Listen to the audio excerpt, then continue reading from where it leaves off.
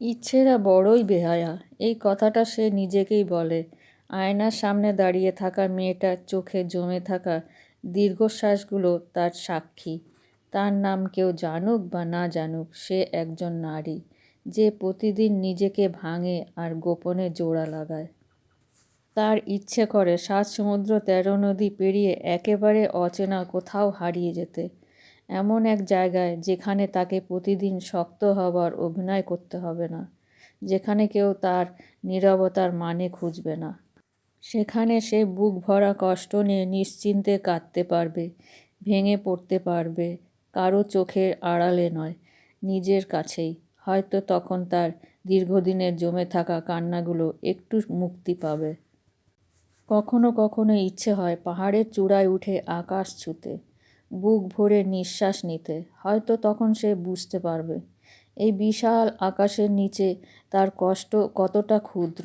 আবার গভীর রাতে জানালার ধারে দাঁড়িয়ে সে তারাদের দিকে তাকিয়ে থাকে, ইচ্ছে করে তারাদের মাঝে হারিয়ে যেতে, যেখানে ব্যথা নেই, প্রতারণা নেই, অবহেলা নেই। তার মন চায় প্রজাপতির মতো ডানা মেলে উড়ে বেড়াতে, কোনো দায় নেই, কোনো শেকল নেই। কখনো আবার এক ঝাঁক পাখির মাঝে নিজেকে কল্পনা করে, সবাই উড়ছে, কেউ কাউকে ঠকাচ্ছে না, কেউ কাউকে ছেড়ে যাচ্ছে না। কিন্তু বাস্তবটা বড়ই কঠিন।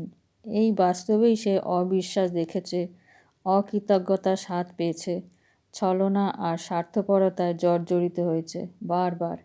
তাই তার সবচেয়ে নীরব ইচ্ছেটা হলো এই মানুষগুলোর থেকে দূরে থাকা, যারা হাসির আড়ালে বিষ লুকিয়ে রাখে, যারা ভালোবাসার নামে ঠকায়। সে চেষ্টা করে নেতিবাচক চিন্তাগুলি থেকে বেরিয়ে আসতে, নিজেকে বোঝায় ইতিবাচক হতে হবে, শক্ত হতে হবে।